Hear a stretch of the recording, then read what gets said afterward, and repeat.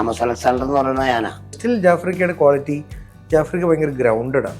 ഇന്നും സാധാരണക്കാരൻ്റെ ജീവിതം. അയ്യോ ഡിസ്കംഫർട്ട് അങ്ങനെ ഒന്നും ഉണ്ടായിരുന്നില്ല. വളരെ എനിക്കിങ്ങനെ ഇവരിത്ര വലിയ ആർട്ടിസ്റ്റ് ആയിട്ട് അവരെന്നെ ഫീൽ ചെയ്യിപ്പിച്ചും ഇല്ല. വളരെ റെലവൻ്റ് ആയിട്ടുള്ള വിഷയങ്ങളാണ് സംസാരിക്കുന്നത്. ഇതിനായിട്ട് ഉള്ളൊരു ബന്ധം എനിക്ക് ഡിഫൈൻ ചെയ്യാൻ അറിയില്ല. എന്നാൽ ഞങ്ങൾ എപ്പോഴും വിളിക്കുന്ന സുഹൃത്തുക്കളൊന്നുമല്ല. പിന്നെ ഈ ഫോട്ടോ ഒരു ചെറിയ കല്ല് പറയാം, 5 ഉപ്പ് വെള്ളത്തിൽ വാങ്ങി പറഞ്ഞേച്ചേ ചേട്ടാ അതെന്താണ് പറഞ്ഞതിന്റെ നമസ്കാരം. ഇന്ന് നമ്മളോടൊപ്പം ഉള്ളത് അജു വർഗീസ്, നമ്മുടെ പ്രിയപ്പെട്ട ജാഫർ ഇടുക്കി താര അജയ് ഷാജി, ആമോസ് അലക്സാണ്ടർ എന്ന മഞ്ചാടി ക്രിയേഷൻസിൻ്റെ സിനിമയുടെ പ്രൊമോഷനായിട്ടാണ് നമ്മളിവിടെ ഇരിക്കുന്നത്.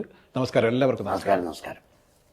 ആമോസ് അലക്സാണ്ടർ ഇതിൽ ഒരു പഞ്ചിലാണ് തുടങ്ങുന്നത്. അതായത് ഒരു വലിയ അത്ഭുതം നടക്കുമ്പോൾ ലോകത്തിൽ വലിയ രക്തച്ചൊരിച്ചിൽ ഉണ്ടാവും എന്നൊക്കെ പറഞ്ഞുകൊണ്ടുള്ളൊരു, എന്താണ് ഈ ആമോസ് അലക്സാണ്ടർ, എന്താണ് ഇതിലെ ക്യാരക്ടർ? ഇതിനകത്ത് ആമോസും ഉണ്ട് അലക്സാണ്ടറും ഉണ്ട്, ഉണ്ടല്ലേ? അങ്ങനെയല്ല, ആമോസ് ഇപ്പം ഡബിൾ പേരൊക്കെ അല്ല മിക്കേന്ന് പറയുന്നത്, ഇല്ലേ? അതെ അതെ. അതിപ്പോ ആമോസ് ആരാ അലക്സാണ്ടർ ആരാ എന്നൊക്കെ ഉള്ള, അല്ലേ? ഞാൻ ഇതിനകത്തൊരു വേഷം ചെയ്തിട്ടുണ്ട് ഈ സിനിമയില്. അത് ടൈറ്റിൽ വേഷമാണല്ലോ. അത് ആണോ? അതെ എന്നാണ് പറയുന്നത്. പടമില്ല ആമോസ് അലക്സാണ്ടർ. ഇപ്പൊ തന്നെ ഇപ്പൊ ഈ പടം ഇറങ്ങിയില്ല, പക്ഷെ ഈ പടത്തെ കുറിച്ചുള്ള വാർത്തകളൊക്കെ പറഞ്ഞു കഴിഞ്ഞു. ഇതിന്റെ സോങ്സ്, അതുപോലെ തന്നെ ഇതിന്റെ ട്രെയിലർ ഒക്കെ വലിയ ഹിറ്റായിക്കൊണ്ടിരിക്കുകയാണ്. ആമോസ് അലക്സാണ്ടർ എന്ന് പറയുന്നത് ഞാനാ. നമ്മളാന്നാ പറഞ്ഞിട്ട് അദ്ദേഹം പറഞ്ഞു നിങ്ങളാ എന്ന് പറഞ്ഞിട്ട് നമ്മളത് ചെയ്തതാണ്. പിന്നെ സാറുണ്ട്, താര, നമ്മുടെ ഷാജോൺ അടിപൊളി ഒരു വേഷം ചെയ്തായിരുന്നു, സോറി. അപ്പോൾ അങ്ങനെയൊക്കെയാണ്. പിന്നെ കുറേ മറ്റുള്ള താരങ്ങളൊക്കെ ഉണ്ട്. നല്ലൊരു സിനിമയായിരിക്കും. ചില പ്രശ്നങ്ങളൊക്കെ അതിനകത്ത് എന്താ. ഞാൻ അജുനോട് ചോദിക്കാം, എങ്ങനെയുണ്ട് ജാഫർ ഖാന്റെ വേഷം? കണ്ടറിയണം. അത് എനിക്കത് ഫസ്റ്റ് ടൈമാണ് ജാഫ്രിക്ക അങ്ങനത്തെ ഒരു വേഷം ചെയ്യുന്നത്. ഈ അടുത്ത കാലത്തായിട്ട് ജാഫർ ഖാൻ ചെയ്യുന്ന വേഷങ്ങളെല്ലാം ഭയങ്കര ഡിഫറെന്റ് ആയിട്ടുള്ള ഈ വേഷം. അടുത്ത് നല്ല കുറേ വർഷം മഹേഷ് തൊട്ട് എനിക്ക് കുറച്ചുകൂടി ഫീൽ ചെയ്തത് ചുരുളിക്ക് ശേഷം ജാഫർ ഖാൻ ഭയങ്കര ഡിഫറെന്റ് ആയിട്ട്. ഡെഫിനറ്റ്ലി അത് കാര്യം ഭയങ്കര നാച്ചുറൽ ആക്ടേഴ്സിനെ ആയിട്ട് ഉള്ളൊരു ഇൻഡസ്ട്രിയാണ്. ബ്ലസ്ഡാണ് നമ്മുടെ ഇൻഡസ്ട്രി. 80 തൊട്ട് നോക്കിയാൽ ശങ്കരാടി ചേട്ടനെ പോലൊക്കെ ഉള്ള, ഒടുവിൽ ഉണ്ണികൃഷ്ണൻ സാറിനെ പോലൊക്കെ ഉള്ള ആ ഒരു ഇത് പരമ്പരയുടെ അത് ജാഫ്രിക്ക ഇഷ്ടമല്ല. എങ്ങനെ ഡയലോഗ് പറഞ്ഞാലും അത് നാച്ചുറലാണ്. അതൊരു ഭയങ്കര ബ്ലെസ്സിങ് ആണ്. പക്ഷെ അത് അവരുടെ എത്രയോ വർഷങ്ങളുടെ സ്റ്റേജിലെ എക്സ്പീരിയൻസ്, സീരിയൽ അല്ലെങ്കിൽ അങ്ങനെ ഒരു സ്റ്റേജ്, എൻ്റെ ഒരു ബേസ് എനിക്ക് തോന്നുന്നു സ്റ്റേജ് തന്നെയാണ്. ആ ഒരു അവിടെ നിന്നാണ്, അല്ലാതെ ചുമ്മാ നമുക്ക് ഒരാൾ ആവില്ലല്ലോ. അതിൻ്റെ എല്ലാ ഒരു ഫൈനസ്റ്റ് ഒരു കാലഘട്ടത്തിലൂടെയാണ് എനിക്കൊന്ന് മഹേഷ് തൊട്ട് അദ്ദേഹം പോകുന്നത്. ഏറ്റവും നമ്മൾ പറയുന്നത് ഏറ്റവും ഇരുത്തം വന്ന് നടനായി മാറുന്നൊരു പീരീഡ് ഉണ്ട്.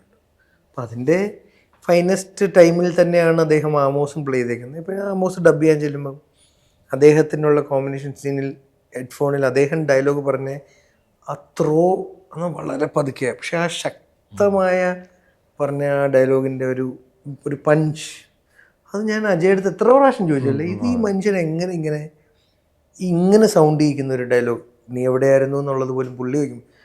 എനിക്കത് ഒരിക്കലും ത്രോ അത് ഈ സൗണ്ടൊന്നും അല്ല, മൈക്കിൽ പറയും ഈ സൗണ്ടൊന്നും അല്ല. ഇതിപ്പോൾ ചുമ്മാ നമ്മൾ തമാശ, പക്ഷേ ക്യാരക്ടറായി നിന്ന് ഡയലോഗ് പറയുമ്പോൾ അത് എനിക്കൊന്ന് കുറച്ചും കൂടി അജയ്ക്ക് പറയാൻ പറ്റും. പുള്ളിയാണല്ലോ. അതെ അതെ. അജയിൻ്റെ ആദ്യത്തെ സിനിമയാണിത്. സ്വാഭാവികമായിട്ടും ആദ്യത്തെ സിനിമ ചെയ്യുന്ന സമയത്ത് ഭയങ്കര വിജിലൻ്റ് ആയിരിക്കും. കാരണം പലതരത്തിലുള്ള കാര്യങ്ങൾ ശ്രദ്ധിക്കാറുണ്ട്. എങ്ങനെയാണ് ഈ ടൈറ്റിൽ കഥാപാത്രത്തിനെ ആമോസ് അലക്സാണ്ടർ എന്നുള്ള കഥാപാത്രം ചെയ്യാൻ വേണ്ടിയിട്ട് ഇദ്ദേഹത്തിലേക്ക് എത്തി? എങ്ങനെയാണ്? നമുക്കറിയാം അദ്ദേഹം ഒരുപാട് വേഷങ്ങൾ ചെയ്ത് ഇങ്ങനെ ജ്വലിച്ച് നിൽക്കുന്ന ആളാണ്. അദ്ദേഹത്തിൻ്റെ അടുത്ത് ഇതിൻ്റെ കഥ പറഞ്ഞപ്പോൾ തന്നെ ഇക്ക പറഞ്ഞു അത് നമ്മൾ ചെയ്യും എന്ന് പറഞ്ഞ് അങ്ങനെയാണ് എത്തിയത്. പക്ഷേ വളരെ എനിക്ക് വലിയ ടാസ്ക് ഒന്നും ഉണ്ടായിരുന്നില്ല. അതിലേക്ക് വരാൻ വേണ്ടി അല്ലേ? അങ്ങനെയല്ല, എന്നാ പ്രോസസ്സിൻ്റെ സമയത്ത് ഒരു ബുദ്ധിമുട്ടും ഇല്ലാതെ ആ ക്യാരക്ടറെ പുള്ളിക്കാരന് അത് അനായാസം ചെയ്യാൻ പറ്റുന്നുള്ളതാണ് എൻ്റെ എന്താ പറയുക, നമുക്കങ്ങനെ വളരെ പെട്ടെന്ന് തന്നെ അത് ഗ്രാസ്പ് ചെയ്ത് ആ ക്യാരക്ടറായിട്ട് റിപ്രൊഡ്യൂസ് ചെയ്യുക എന്ന് വെച്ച് കഴിഞ്ഞാൽ ജാഫർക്കായ്ക്ക് വളരെ ഈസി ആയിട്ട് പറ്റുന്നതായിട്ടാണ് തോന്നിയിട്ടുള്ളത്. അതാണ് അജു ചേട്ടനായിട്ടും. അപ്പം നേരത്തെ പറഞ്ഞ പോലെ ഒരു വിജിലൻ്റ് ആകണ്ടേന്ന് ചോദിക്കുമ്പം ഈ ഉത്തരവാദിത്തപ്പെട്ട ക്യാരക്ടറുകൾ ഇത്തരത്തിലുള്ള എക്സ്പീരിയൻസ്ഡ് ആയിട്ടുള്ള ആൾക്കാർ ചെയ്യുമ്പം നമുക്ക് ഭയങ്കര കംഫർട്ടാവും. ആ ക്യാരക്ടർ അവിടെ സേഫാണ്. കുറച്ച് ഇംഗ്ലീഷ് ഡയലോഗ്സ്, ഒരു ബംഗാളി സോങ്ങുകളൊക്കെ ഉണ്ട്. അപ്പം നമ്മൾ ആദ്യം പരസ്പരം ചോദിക്കുമല്ലോ, ഇത് ജാഫർക്ക് എങ്ങനെ ചെയ്യൂ ഇംഗ്ലീഷ് ഡയലോഗ് കൊടുക്കുമ്പോൾ. പക്ഷേ ഇപ്പോൾ അജുചേട്ടൻ പറഞ്ഞ കണക്ക് തന്നെ ക്വിക്ക് ലേണർ എന്നൊക്കെ പറഞ്ഞ പോലെ ഈ തമാശ ഭയങ്കര അവിടെ ചുറ്റുവട്ടത്തിൽ ഭയങ്കര എന്നോട് കഥകളൊക്കെ പറഞ്ഞ് ട്രാൻസ്ഫോർമേഷൻ കാണേണ്ടതാണ്. അത് നേരിട്ട് കാണുമ്പോഴും നമുക്ക് ചിലപ്പോൾ അത്രയും ജഡ്ജ് ചെയ്യില്ല. പക്ഷെ ഇത് അടുക്കി വെച്ച് എഡിറ്റ് ചെയ്ത് നമ്മൾ ഡബിന് പോയി നിൽക്കുമ്പം വെറുതെ അല്ല എന്ന് പറയുന്നത്. ആ എന്താണെന്നറിയോ, സ്റ്റിൽ ജാഫ്രിക്കയുടെ ക്വാളിറ്റി, ജാഫ്രിക്ക ഭയങ്കര ഗ്രൗണ്ടഡാണ്. ഇന്നും സാധാരണക്കാരൻ്റെ ജീവിതം ഒരു സിനിമാ നടൻ്റെ ജീവിതമാണെന്ന് എനിക്ക് തോന്നുന്നില്ല. ഇന്നും അദ്ദേഹം ഇൻട്രാക്ട് ചെയ്യുന്നുണ്ട് എല്ലാ തരത്തിലുള്ള വ്യക്തികളായിട്ടും, നാട്ടുമ്പുറത്താണെങ്കിലും തിരിച്ച് അദ്ദേഹം സിനിമയിലാണെങ്കിലും. അപ്പം അതൊക്കെ ഇൻട്രാക്ട് ചെയ്യുമ്പം ഒബ്സർവേഷൻ സ്കിൽ ഹ്യൂജാണ് ഇവരുടെയൊക്കെ. അപ്പം അത് ആണ് നമ്മളൊക്കെ അവരിൽ നിന്ന് പഠിക്കാൻ ശ്രമിക്കുന്നത്. അപ്പം അത് ഗ്രേറ്റ് ക്വാളിറ്റിയാണ്. അത് ഇവിടെയും റിഫ്ലക്റ്റ് ചെയ്യും. സിനിമയിൽ ഞാൻ പറയുകയാണ്, ഈ പോസ്റ്ററിലൊക്കെ മേ ബി ഒരു സിനിമാറ്റിക് റീസൺ കാരണം എന്നെ നടുക്ക് വെച്ചിട്ടുണ്ടാവാം. ആമോസ് അലക്സാണ്ടർ അദ്ദേഹമാണ്. ആ സിനിമ എന്തുകൊണ്ടാണ് അദ്ദേഹത്തിൻ്റെ പേരിൽ നമ്മൾ അജയ് കൺസീവ് ചെയ്തതെന്നും വൈ അത് ജാഫർ ഇടുക്കിയെ പോലൊരു ആക്ടറിൽ അദ്ദേഹം ഏൽപ്പിച്ചു എന്നുള്ളതും സിനിമ ആണെന്ന് മനസ്സിലായി. നമുക്ക് അജുവിൻ്റെ കഥാപാത്രത്തിലേക്ക് വന്നാൽ ഇതിൽ ഒരു ക്യാമറമാനായിട്ടാണ്, മീഡിയയിലുള്ള ഒരു ക്യാമറമാനായിട്ടാണ്, ഒരു ജേർണലിസ്റ്റ് കപ്പിൾസിൻ്റെ ഒരു കഥയാണ് ഇതിലേക്ക് പറയുന്നത്. ഈ ക്യാമറമാൻ ആകുന്ന സമയത്ത് എങ്ങനെയൊക്കെയാണ് അതിലേക്ക് ആ കഥാപാത്രത്തിലേക്ക് വരാൻ വേണ്ടിയിട്ടുള്ള ഒരു ഒരുക്കങ്ങൾ? അങ്ങനെ ഇൻ്റർവ്യൂ ഷൂട്ട് ചെയ്യുന്നത് ഒരു സീനേ ഉള്ളൂ. അത് നമുക്ക് ഈ നമ്മുടെ സുഹൃത്തുക്കൾ ഇങ്ങനെ ചെയ്തുള്ള കണ്ടുള്ള പരിചയം ഉള്ളത് കൊണ്ട് നമ്മളത് ഇപ്പം അവർ നിൽക്കുന്നില്ലേ. പക്ഷേ എൻ്റെ ക്യാരക്ടർ അടിപൊളിയാണ്. അത് അജയ് ഫോണിൽ കൂടെ ജസ്റ്റ് ഒരു വോയിസ് നോട്ടിൽ പറഞ്ഞതേ ഉള്ളൂ. ഞാൻ പലപ്പോഴും കഥയും കഥാപാത്രം മാത്രമേ നോക്കാറുള്ളൂ. മറ്റുള്ളവർ എന്ത് ചെയ്യുന്നു എന്നുള്ളത് എൻ്റെ വിഷയമല്ല, അതിനാണുള്ള സംവിധായകൻ നിൽക്കുന്നത്. അപ്പോൾ അതാ എൻ്റെ ജോലിയല്ല. ബേസിക്കലി ഞാൻ ഒരു മടിയനായതുകൊണ്ടാണ് അങ്ങനെ ആയത്. പക്ഷേ ചിലർ ഭയങ്കര അതിലൊക്കെ താല്പര്യപ്പെടുന്നവരെ ഞാൻ കണ്ടിട്ടുണ്ട്. പക്ഷെ എനിക്കെന്തോ അത് എൻ്റെ എനിക്ക് വയ്യ, അതിലോട്ടൊന്നും വയ്യ ഇടപെടാൻ. എൻ്റെ ക്യാരക്ടർ ഞാൻ ഇന്ന് വരെ ചെയ്തിട്ടില്ല. അതാണ് ഒരു റീസൺ. ഇങ്ങനത്തെ ഒരു ക്യാരക്ടർ ജേർണലിസ്റ്റ് എന്നല്ല ഞാൻ പറയുന്നത്. അയാൾ കടന്നു പോകുന്ന ഒരു അവസ്ഥയുണ്ട്.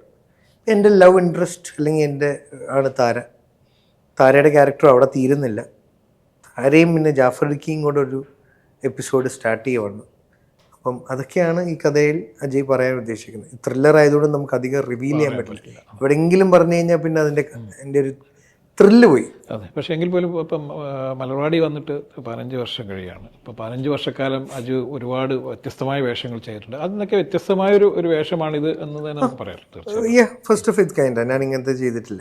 അതുപോലെ തന്നെ വീണ്ടും ഈ പഴയ ടീമൊക്കെ ആയിട്ട് വീണ്ടും വെച്ചുകൊണ്ടൊരു സിനിമ ചെയ്തുകൊണ്ടിരിക്കുന്നു. അങ്ങനെ അതിൻ്റെ ഒരു വിശേഷങ്ങൾ നമുക്ക് ഇതിൽ പറഞ്ഞു പോകാം. സർവമായ നിവിനോടൊപ്പം അഖിൽ സത്യൻ, ബ്യൂട്ടിഫുൾ എക്സ്പീരിയൻസ്. അഖിലിൻ്റെ കൂടെ ഞാൻ പലപ്പോഴും ഡയറക്ടേഴ്സായിട്ടാണ് കൂടുതലും സംസാരിക്കുന്നത്. കാര്യം ഞാൻ ഈ കഥ കേൾക്കാത്തതുകൊണ്ട്, കഥ അല്ല തിരക്കഥ കേൾക്കാത്തതുകൊണ്ട് എൻ്റെ ജോലി ഞാൻ മനസ്സിലാക്കുന്നത് അവർ കൺസീവ് ചെയ്തത് തന്നെ അവരോട് ഇടപെടണം. അപ്പോൾ അതുകൊണ്ട് തന്നെ എനിക്ക് മിക്ക സിനിമകളുടെയും സംവിധായകരായിട്ട് അത്യാവശ്യം നല്ല വോയിസ് നോട്ട് ബന്ധം ഉണ്ടാവാറുണ്ട്. കാര്യം ഇരുന്ന് ഞാൻ കേൾക്കൽ കുറവാണ്. നമുക്ക് ചിലപ്പോൾ രാത്രിയിലായിരിക്കും ചില കാര്യങ്ങൾ ചോദിക്കാൻ തോന്നുന്നത്, അഭിപ്രായങ്ങൾ പറയാൻ തോന്നുന്നത്, അതൊക്കെ അവരോട് ഡിസ്കസ് ചെയ്യും. സോ അഖിലായിട്ടും ഒരു നല്ല റിലേഷൻ ഉണ്ട്. അത് ഡെഫിനറ്റ്ലി ഒരുപാട് ഹെൽപ്പ് ചെയ്തിട്ടുണ്ട്. ആ സിനിമ സിംഗ് സൗണ്ടാണ്, അത് ആദ്യമായിട്ടാണ്. രക്ഷാധികാരി ബൈജു സിംഗ് സൗണ്ട് ആയിരുന്നു, പക്ഷെ കുറേ പിന്നെ ഡബ് ചെയ്തിട്ടുണ്ട്. പക്ഷെ അതുകൊണ്ട് തന്നെ ഞാൻ അത്രയും കംഫർട്ടബിൾ അല്ലായിരുന്നു. അഖിലിൻ്റെ ഒരു കോൺഫിഡൻസ് ഉണ്ട് അതിൽ, അതുകൊണ്ട് തന്നെയാണ്. പിന്നെ നിവിനായിട്ടുള്ളൊരു അതിനൊരു ഇൻ്റർവ്യൂവിലിരുന്ന് പറയുക എന്നൊരു ബന്ധത്തെക്കാളും അതൊരു പലപ്പോഴും റിപ്പീറ്റ് ചെയ്യുന്നതാണ്. ഒരു അൺഐഡൻറ്റിഫൈഡ് കെമിസ്ട്രി എനിക്ക് ഫീൽ ചെയ്തിട്ടുള്ള ഒരു ആക്ടറാണ്. മേ ബി സ്കൂളിൽ തൊട്ടുള്ള പരിചയം 5ാം ക്ലാസ് മുതൽ 10ാം ക്ലാസ് വരെ ഒരുമിച്ച് പഠിച്ചതാണ്. അപ്പം പിന്നെ സിനിമയിൽ തുടങ്ങിയ ഒരുമിച്ച് തുടങ്ങി ഒരു വ്യക്തിയാണ്. ഞാൻ ആദ്യമായിട്ട് പ്രൊഡ്യൂസ് ചെയ്തപ്പോൾ എൻ്റെ നായകനായിരുന്നു. അപ്പം കാശില്ല എന്ന് പറഞ്ഞപ്പോഴും ഓക്കെ പറഞ്ഞ ആളാണ്. അപ്പം അതുകൊണ്ട് നിവിനായിട്ട് ഉള്ളൊരു ബന്ധം എനിക്ക് ഡിഫൈൻ ചെയ്യാൻ അറിയില്ല. അത് സ്ക്രീനിൽ എന്നാൽ ഞങ്ങൾ എപ്പോഴും വിളിക്കുന്ന സുഹൃത്തുക്കളൊന്നുമല്ല, കാണുന്ന സുഹൃത്തുക്കളൊന്നുമല്ല. പക്ഷേ ആ ഒരു ഇൻവിസിബിൾ പ്രസൻസ് എൻ്റെ ലൈഫിലുണ്ട്. ചെയ്യുന്ന സമയത്തും ആ ഒരു ഇൻവിസിബിൾ കെമിസ്ട്രി എനിക്ക് ഫീൽ ചെയ്യാറുണ്ട്. അത് ഞാൻ തിരിച്ചറിഞ്ഞത് കുറേ കാലം ലവ് ആക്ഷൻ ശേഷം സാറ്റർഡേ നൈറ്റ് ചെയ്തു. പക്ഷെ എനിക്ക് കോമ്പിനേഷൻ കുറവായിരുന്നു, നിവിനായിട്ട് വളരെ കുറവായിരുന്നു. അപ്പം ലവ് ആക്ഷൻ കഴിഞ്ഞിട്ട് ഈ 5-6 വർഷക്കാലം ചെയ്യാതിരുന്നപ്പോൾ പണ്ട് ചെയ്ത സിനിമകളെക്കുറിച്ച് ഉള്ള ചില ക്ലിപ്പുകൾ നമുക്ക് വാട്സപ്പിലൊക്കെ അയച്ചു തരുമല്ലോ, ഈ മലർവാടിയും തട്ടവുംൻ്റെയൊക്കെ ഓരോ ദിവസങ്ങൾ വരുമ്പോൾ. അപ്പം അദ്ദേഹത്തിൻ്റെയും മറ്റ് സിനിമകളും നമ്മൾ ടി വിയിലും പ്രേമമാണെങ്കിലും ഒക്കെ കണ്ടപ്പോഴാണ് നമ്മൾ കൂടെ അഭിനയിച്ച നടൻ എത്ര വലിയ നടനായിരുന്നു എന്ന് തിരിച്ചറിഞ്ഞത്. ഈ അടുത്ത് നിന്നപ്പോൾ നമുക്ക് അതിനൊരു ഇത് കിട്ടിയില്ല. പക്ഷെ പിന്നെ നമ്മുടെ സുഹൃത്ത് ഇത്ര വലിയൊരു ഹ്യൂമർ ഹാൻഡിൽ ചെയ്യാൻ പറ്റുന്ന ഒരു ടൈമിംഗ് ഉള്ള ഒരു യുണീക്ക് ചാമുള്ള, സ്ത്രീകൾക്ക് പെൺകുട്ടികൾക്കും എന്തായിരുന്നു ആ ചാമിനോട് ഇത്രയും താല്പര്യം എന്നൊക്കെ നമുക്ക് മാറി നിന്നപ്പോഴാണ്, അവരിന്ന് മിസ് ചെയ്യുന്നു എന്നൊക്കെ പറഞ്ഞപ്പോഴാണ് നമ്മൾക്ക് മനസ്സിലായത്. അതിൻ്റെ ഒരു സന്തോഷം ഭയങ്കരമായിരുന്നു വർക്ക് ചെയ്തപ്പോൾ. തിരിച്ച് അദ്ദേഹം ആ ചാമിലോട്ട് എത്തുന്ന ഒരു പടമായിരിക്കും ഇത്.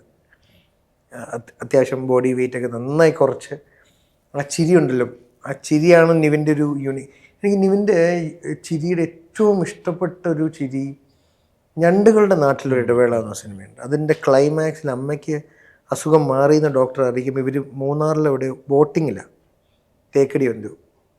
ആ ബോട്ടിൽ അൽത്താഫ് പടം എൻഡ് ചെയ്യുന്ന ആ ചിരിയില്ല, കാര്യം അത്ര കോൺഫിഡൻ്റാ ആ ചിരിയുടെ ഗ്രേസ്. ലാൽ സാറിൻ്റെ ചിരി ലൈറ്റ് ഹൗസ് പോലെയാണെന്ന് കമൽ സാറ് പറഞ്ഞിട്ടുണ്ട്, സത്യമാണ്. പക്ഷെ കമ്പയർ ചെയ്യുന്നതല്ല, നിവിൻ്റെ ചിരിക്കൊരു മാജിക് ഉണ്ട്. താങ്കൾ അഭിനേതാവ് മാത്രമല്ല, പ്രൊഡ്യൂസറാണ്. മലയാളത്തിൽ ഇപ്പം വലിയ വൻകിട ആയിരുന്നു കേട്ടോ, ഇപ്പം ഞാൻ വൺസ് അപ്പോൺ എ ടൈം. അപ്പം മലയാളത്തിൽ ഇപ്പോൾ വൻകിട സിനിമകൾ വരുന്നു. ഇപ്പം ലോകത്തിൽ തന്നെ ശ്രദ്ധിക്കപ്പെടാവുന്ന സിനിമകളൊക്കെ മലയാളത്തിൽ നിന്നുണ്ടാകുന്നു. ശരിക്കും വലിയ മാറ്റങ്ങളാണ് ഉണ്ടായിക്കൊണ്ടിരിക്കുന്നത്. എങ്ങനെയാണ് ഇതിനെ കാണുന്നത്? ഭയങ്കര സന്തോഷം, ഭയങ്കര അഭിമാനം. നമുക്ക് ഭാഗമായിരിക്കുന്ന ഒരു കാലഘട്ടത്തിൽ അങ്ങനെ കഴിവുള്ള റൈറ്റേഴ്സ്, ഡയറക്ടേഴ്സ്, വിഷണറീസ്, പ്രൊഡക്ഷൻ ചെയ്യാൻ ഇപ്പം ലോകം സംഭവിക്കുന്നത് ദുൽഖറിനെ പോലെ ഒരാൾ കാരണം. അതെ, അങ്ങനെയുള്ള കോമ്പിനേഷൻസ് സംഭവിക്കുന്നത് എനിക്കൊന്ന് 80s ശേഷം പിന്നെ ഇപ്പോഴായിരിക്കും. ഒരു റെവല്യൂഷൻ കഴിഞ്ഞൊരു 4-5 വർഷമായിട്ടായിരിക്കും. എനിക്കൊന്ന് പോസ്റ്റ് മഹേഷ് ഒക്കെ തൊട്ടാണ്, ആക്ഷൻ ഹീറോ ബിജു ഒക്കെ തൊട്ടായിരിക്കാം. Om Shanti Oshana also was a different film, unique. കാര്യം ഒരു നായിക പ്രാധാന്യമുള്ള കൊമേഴ്ഷ്യൽ സിനിമ വന്നത് ഒക്കെ റെയറായിരുന്നു, പണ്ടുണ്ടായിരുന്നു നമുക്കിതൊക്കെ. അപ്പം അതുകൊണ്ട് തന്നെ ആ കാലഘട്ടത്തിൽ ഒരു ചെറിയ ഭാഗമാകാൻ പറ്റുന്നത് നമുക്ക് പ്ലാൻ ചെയ്യാവുന്ന കാര്യമല്ലല്ലോ, ഭാഗ്യം. എങ്ങനെയുണ്ടായി അജുവിൻ്റെ കൂടെയുള്ള ഒരു എക്സ്പീരിയൻസ്? അതിനു മുമ്പേ ഞാൻ പറയാം, താര ബീങ് എ ബിഗിനർ ഒരിക്കലും ഒരു ബിഗിനറായിട്ട് എനിക്ക് ഫീൽ ചെയ്തിട്ടില്ല. ഈവൻ ജാഫ്രിക്ക് അത് തന്നെ പറയുമായിരിക്കും. അയ്യോ സത്യം അത്. കാര്യം ഞങ്ങൾക്ക് 2 പേർക്ക്, ഇപ്പം എനിക്ക് ലവ് എൻ്റെ പാർട്ട്ണർ എന്നുള്ള രീതിക്ക്, ജാഫ്രിക്ക് അതിപ്പോൾ പറയാൻ പറ്റില്ല എന്താ എക്സ്പീരിയൻസ്, വർക്കിംഗ് എക്സ്പീരിയൻസ് എന്ന്. പക്ഷെ 2 പേർക്കും മ്യൂച്വലി ഒരുമിച്ച് പറയാനുള്ളത് ഒരിക്കലും ഒരു ബിഗിനറായിട്ട് ഫീൽ ചെയ്തില്ല. അദ്ദേഹത്തിൻ്റെ എനിക്ക് തോന്നുന്നു തിയേറ്റർ എക്സ്പീരിയൻസ്, ലേണിംഗ് അത് ഹ്യൂജാണ്. എനിക്ക് ഞാൻ പല സമയങ്ങളിലും ഞാൻ ചോദിച്ച് മനസ്സിലാക്കാൻ ശ്രമിച്ചിട്ടുണ്ട്.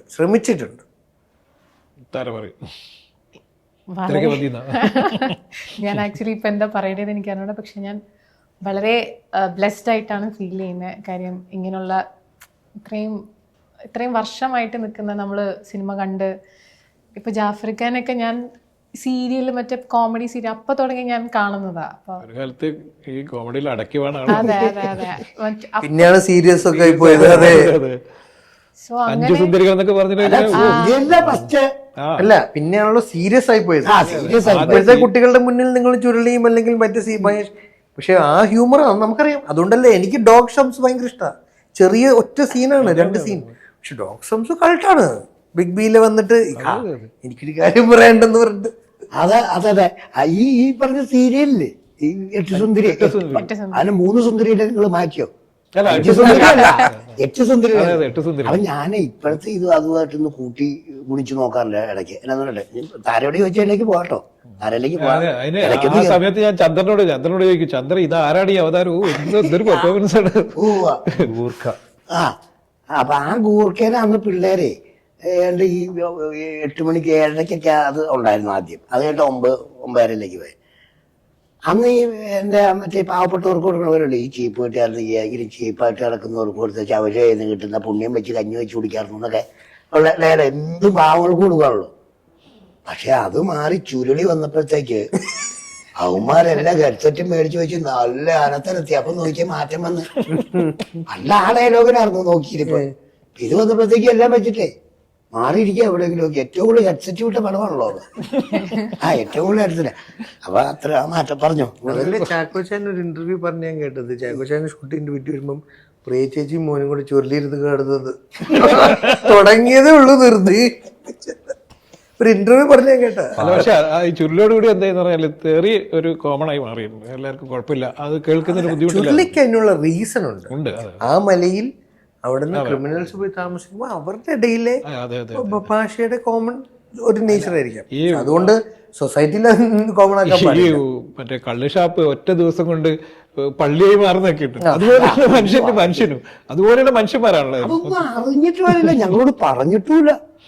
ആകെപ്പാടെ അദ്ദേഹം പറഞ്ഞ ആ കാട്ടിക്കൊണ്ട് നിർത്തി കഴിഞ്ഞിട്ട് ഇപ്പോഴും അടയാളം കാണിച്ചത് ഇവിടെ പുഴു പഠിച്ച് ഇപ്പോഴും പോലും അവിടെ കൊണ്ടു നിർത്തിയിട്ട് സ്ക്രിപ്റ്റൊക്കെ നമ്മൾ ചോദിക്കൂലേ ഇങ്ങനെ അത് തരാൻ വേണ്ടിയിട്ടൊക്കെ ആരെങ്കിലും കൊണ്ട് അങ്ങനെയൊക്കെ ഉണ്ടല്ലോ. എനിക്കറിയാമുള്ള അങ്ങനെ ഒരു സംഭവം ഞാൻ അവിടെ കണ്ടില്ല. അപ്പം ഇങ്ങനെ അത് പറഞ്ഞിട്ട് ഇതിങ്ങനെ ഒരു വാക്ക് അദ്ദേഹം പറഞ്ഞു, ഇത് എ സർട്ടിഫിക്കറ്റ് ആണല്ലോ പടം, പിന്നെ അത് കുറച്ച് തെറിവാക്കുകളൊക്കെ ഉപയോഗിക്കാം, അപ്പം ഇഷ്ടമുള്ള തെറിയൊക്കെ പറഞ്ഞു എന്നൊക്കെ പറഞ്ഞു. അങ്ങനെ ഒരു അനുവാദം തന്നായിരുന്നു. അതുകൊണ്ട് അതിനകത്ത് ഒരാൾ മാത്രം അയച്ചിട്ട് തെറി അറിയാൻ പാടാത്ത ഒരു തെറിയെ കണ്ടു പറയാ 5 ഉപ്പ് വെള്ളത്തിൽ വാങ്ങി പറഞ്ഞേച്ചേ ചേട്ടാ ഇതെന്താണ് പറഞ്ഞതിന്റെ എനിക്കും എന്റെ കൗതുകം ആ സിനിമ കണ്ടപ്പോ അതായിരുന്നു. നമ്മുടെ വളരെ അടുത്ത സുഹൃത്ത് ഇവൻ എന്ത് പറയും എന്ന് നമ്മളൊന്നും എങ്ങനെ പറയും. അപ്പൊ ഒരു നിമിഷം കൊണ്ട് പള്ളിയൊക്കെ അത് നമ്മുടെ മനസ്സിലില്ല. പള്ളി അൾത്താര, ഇത് അൾത്താര, ഇത് മറ്റേ അച്ഛന്മാർ വന്നാൽ താമസിക്കുന്ന സ്ഥലം, ഇത് സങ്കീർത്തി എന്നൊക്കെ പറഞ്ഞിട്ട് പെട്ടെന്ന് ഷാപ്പ് കണക്ട് ചെയ്ത്. പിന്നെ എനിക്ക് ഇപ്പൊ നമ്മൾ ആമോസ് അലക്സാണ്ടറിൽ നിന്ന് പോയല്ലോ കേട്ടോ, പറഞ്ഞപ്പോ ഉള്ളൂ നല്ലുള്ളൂ. ശമ്പളം കൊടുക്കുന്ന ഒരു സംഭവം. അത് പിന്നെ എനിക്ക് ശമ്പളം കൊടുക്കുന്നത് ഇല്ലേ, അതിന് താരയിലേക്ക് താര പറഞ്ഞോണ്ടിരുന്നപ്പോഴാ കേറി പറഞ്ഞേ. കംഫർട്ടബിൾ ആയിരുന്നു. ഒരു പോയിന്റ് പോലും രണ്ടുപേരുടെ അടുത്തും എനിക്ക് അങ്ങനെ ഒരു ഡിസ്കംഫർട്ട് അങ്ങനെ ഒന്നും ഉണ്ടായിരുന്നില്ല. വളരെ എനിക്കിങ്ങനെ ഇവരിത്ര വലിയ ആർട്ടിസ്റ്റ് ആയിട്ട് അവരെന്നെ ഫീൽ ചെയ്യിപ്പിച്ചും ഇല്ല. വളരെ സന്തോഷത്തോടെ. ഇതില് മേജർ റോളാണ്. അതെ, ഈ ക്യാരക്ടർ മേജർ ക്യാരക്ടറാണ്. ഈ പ്രത്യേകിച്ച് ഇപ്പോഴത്തെ പെൺകുട്ടികളുടെ ഒരു ഐക്കണാണ് ശരിക്കും. ഇപ്പം വിവാഹത്തോടും താല്പര്യമില്ല, ലിവിങ് ടുഗദർ, ആവശ്യമുണ്ടെങ്കിൽ പിന്തുടരാം, അല്ലെങ്കിൽ ഒഴിവാക്കി പോവാം എന്നൊക്കെ പറയുന്ന ക്യാരക്ടറാണല്ലോ ഇപ്പൊ ഏറ്റവും കൂടുതൽ പെൺകുട്ടികളുടെ ഇടയിൽ അത്തരത്തിലുള്ള. എങ്ങനെയാണ് ആ ക്യാരക്ടർ എന്ന്? ഇതിലെ ക്യാരക്ടർ എന്ന് പറഞ്ഞു കഴിഞ്ഞാൽ ശരിക്കും പേര് മാറ്റുമായിരുന്നു ഈ പടത്തിന്റെ. ആമോസ് അലക്സാണ്ട്രി എന്നാക്കണം. അതാ മേരി മെയിൻ കഥാപാത്രം ഇരിക്കുന്നു ഇവിടെ. പേരങ്ങനെയായി പോയുള്ളൂ. മേരിയാണ് ഇതിലെ മെയിൻ. എല്ലാവരും മേരിയുടെ ജീവിതത്തിൽ ഉണ്ടാവുന്ന ഒരു പ്രശ്നമാണ് ഇതിനകത്തെ ക്യാരക്ടർ എന്ന് പറയുന്നതും. ഈ പറഞ്ഞ മാതിരി സ്വന്തമായിട്ട് എന്തെങ്കിലും ഒരു ജേർണലിസത്തിൽ ഒരു പേര് കൊണ്ടുവരണം എന്ന് പറഞ്ഞാൽ നമുക്കായിട്ട് ഒരു പ്രോഗ്രാമൊക്കെ ഉണ്ടായിരുന്നു. അജുവായിട്ടുള്ള ലിവിൻ്റെ ഇടയിൽ ഒരു സംഭവം നടക്കും. ആരൊക്കെ ഉണ്ടായിരുന്നു ഐക്കണായിട്ട് നമ്മുടെ മനസ്സിലാരൊക്കെ ഉണ്ടായിരുന്നു? അങ്ങനെ ഒരു നമുക്ക് ഒരുപാട് ഇപ്പം പല ചാനലുകളിൽ ഒരുപാട് പെൺകുട്ടികളാണ് ഇപ്പൊ സ്ത്രീകളാണ് ഇപ്പൊ ചാനലിലൊക്കെ പലതും നയിക്കുന്നത്. അതുകൊണ്ട് ചോദിച്ചാണ് എങ്ങനെ ഡയലോഗ് ഡെലിവറി ചെയ്യണം, ഇന്റർവ്യൂ ഒക്കെ ചെയ്യുമ്പോൾ അത് എങ്ങനെ ചെയ്യണം എന്ന് കാണാൻ വേണ്ടിയിട്ട് മാത്രം കുറച്ച് ഇന്റർവ്യൂസ് നോക്കി. അങ്ങനെ അല്ലാതെ പ്രത്യേകിച്ച് ഒരാളെ ഞാൻ മനസ്സിൽ കണ്ടില്ല. ആ സമയത്ത് വന്നില്ല, നേരെ ബ്ലാങ്ക് ആയിട്ട് പോയി. എന്താണോ ഡയറക്ടർ പറയുന്നത് അത് ചെയ്യാനാണ് മാക്സിമം ശ്രമിച്ചിരിക്കുന്നത്. ഇതില് അലക്സാണ്ടറിന് പല്ലൊക്കെ പോകുന്നുണ്ട്, പോലീസ് ആക്ഷൻ, അങ്ങനെ എന്തോ ഒരു സംഭവം, നിങ്ങൾ തമ്മിൽ എന്തോ ഒരു സംഭാഷണത്തിൽ അങ്ങനെ എന്തോ ഒരു സംഭവം ചോദിക്കണ്ടല്ലോ. പോലീസ് ഇടിച്ച് കളഞ്ഞാണോ? പോലീസ് തിരിച്ചറിഞ്ഞാണ്. അല്ല പല്ല് പോലീസിന് വായിലെ ചില പല്ലൊക്കെ കലാപരിപാടികളുണ്ട്. ഇങ്ങനെ പോലീസിന് അങ്ങനെ ചില കലാപരിപാടികളുണ്ടല്ലോ അങ്ങനെയെന്ന് പറയുന്നത്. അതിപ്പോ ശരിക്കും ഇച്ചിരി കാണണല്ലോ നമ്മള്. അതെ അതെ ചോദിച്ചത്. ഈ ഇപ്പോൾ ആനുകാലിക സംഭവം എല്ലാവരും അല്ല, 10 പേര് 1000 പേര് എടുത്തു കഴിഞ്ഞാൽ 2 പേരേ ഉള്ളൂ. അതിപ്പോ കാണുന്നില്ലേ, അതെ അതെ അതെ കാണുന്നില്ലേ? എന്നിട്ട് അവര് ചിന്തിച്ച കറക്റ്റല്ലേ. ആ അത് ഈ പോലീസുകാരുടെ മറ്റേ ചില അത് ആക്ഷൻ ഹീറോ ബിജുവിൽ കൃത്യമായിട്ട് പറഞ്ഞിട്ടുണ്ടല്ലോ. അയ്യോ മഹാനുഭാവതി അങ്ങ് താങ്കൾ ഇങ്ങനെ ഞങ്ങൾ പറഞ്ഞ് ഇടി കിട്ടുന്ന പേടി ഉള്ളതുകൊണ്ടാ പകുതി ക്രൈം ഇവിടെ നടക്കാത്തെന്നുള്ളതിന്റെ ഒരു സീനുണ്ടല്ലോ നിവിൻ പറയുന്നത്. എങ്ങനെയാ ഈ ഇതിന്റെ കഥയും കൂടി താങ്കളാണല്ലോ എഴുതിയത്. അപ്പോൾ ആനുകാലിക സംഭവങ്ങളുടെ ഒക്കെ ചില ഇതൊക്കെ ഉണ്ട്. എന്താണ് എങ്ങനെയാണ് ഒരു സമപ്പ് ചെയ്തുകൊണ്ട് പറയാം. വളരെ റെലവൻ്റ് ആയിട്ടുള്ള വിഷയങ്ങളാണ് സംസാരിക്കുന്നത്. അത് ഇപ്പം ഇവിടെ നിലനിൽക്കുന്ന പ്രശ്നങ്ങളുമായിട്ട് ബന്ധപ്പെട്ടും ഈവൻ നമ്മൾ മുഴങ്ങിക്കേട്ട ചില ഡയലോഗ്സ് വരെ അങ്ങനെ തന്നെ നമ്മൾ ചെയ്തിട്ടുണ്ട്. അത് ഈ റീസെൻ്റായിട്ട് ചാനലിൽ ഡിബേറ്റിൽ വന്നിട്ടുള്ള വിഷയങ്ങൾ എടുത്തു നോക്കിയാൽ അറിയാം. പൊളിറ്റീഷ്യൻസായിട്ട് ബന്ധപ്പെട്ടതും അങ്ങനെയുള്ള സ്ത്രീ സുരക്ഷയായിട്ട് ബന്ധപ്പെട്ടതും ഇത് അങ്ങനെ തന്നെ നമ്മൾ റെപ്ലിക്കേറ്റ് ചെയ്തതുപോലെ പറയുന്ന ചില സംഭാഷണങ്ങളൊക്കെ വന്നിട്ടുണ്ട്. നമ്മൾ ഇപ്പം എടുത്തു വെച്ചിട്ട് 8 മാസമായി. ഇത് നാളെയും ഇത് തുടരും. അതെ അതെ. അതുകൊണ്ട് തന്നെയാണ് ഈ സിനിമയ്ക്ക് ഇപ്പം ആമോസ് അലക്സാണ്ടർ എന്ന് എന്തുകൊണ്ട് പേര് വന്നെന്ന് ഇങ്ങനെ ചോദിച്ചിരുന്നത്. അപ്പം ഇപ്പം പറയുണ്ടായി ഇതിൽ ലീഡ് ചെയ്യണത് താരയാണ്, പക്ഷെ താരയുടെ പേര് വന്നിട്ടില്ല. അപ്പോൾ ആമോസ് അലക്സാണ്ടർ എന്ന പേര് വന്നത് തന്നെ ഞാൻ ഈ നേരത്തെ പറഞ്ഞ പോലെ ഇറ്റ് വിൽ കണ്ടിന്യൂ. ഇതിൽ നായക കഥാപാത്രം ഇല്ല. ശരിക്കും ഈ സിനിമയിൽ നായകനില്ല. 2 പേരും നെഗറ്റീവ് ഷെയ്ഡിലുള്ള ക്യാരക്ടേഴ്സാണ്. അങ്ങനെ നോക്കിയപ്പം ഇപ്പം നമ്മൾ നായകന്മാരെക്കാൾ കൂടുതൽ സ്കോർ ചെയ്യണ വില്ലന്മാരുള്ള നിരവധി സിനിമകളുണ്ട് നമ്മുടെ ഭാഷയിലും മറ്റു ഭാഷകളിലും ഒക്കെ. പക്ഷേ ഒരു സിനിമയ്ക്ക് ടൈറ്റിൽ വന്നത് അങ്ങനെ ശ്രദ്ധിച്ചിട്ടില്ല. വില്ലൻ്റെ പേരിൽ ടൈറ്റിൽ വരിക വളരെ കുറവായിട്ടാണ് തോന്നിയിട്ടുള്ളത്. അങ്ങനെ ഇട്ടതല്ല, ഇട്ടതിന് ശേഷം ആലോചിച്ചപ്പം തോന്നിയ കാര്യം. അപ്പം ആ രീതിയിൽ നമ്മളൊരു സിനിമ ആലോചിക്കുമ്പോൾ സോഷ്യലി റിലവൻസ് ഉള്ള സാധനം മാത്രമേ നമ്മൾ ആലോചിക്കാറുള്ളൂ എങ്ങനെ പോയാലും. അപ്പം ഇത് എക്സ്ട്രീം അതിൻ്റെ ഈ പറഞ്ഞ എല്ലാ കാര്യങ്ങളും ഉൾപ്പെടുത്തി തന്നെ പോയിട്ടുള്ള സംഭവമാണ്. നമുക്ക് പറയാനുള്ള രാഷ്ട്രീയം തന്നെ അതിൻ്റെ അകത്തുണ്ട്, സംസാരിച്ചിട്ടുണ്ടെന്നുള്ളതാണ്. ഓക്കെ. അപ്പോൾ ആമോസ് അലക്സാണ്ടർ വലിയ വിജയമാവട്ടെ എന്ന് പ്രാർത്ഥിക്കുന്നു. എല്ലാവർക്കും നന്ദി. Thank you. നന്ദി.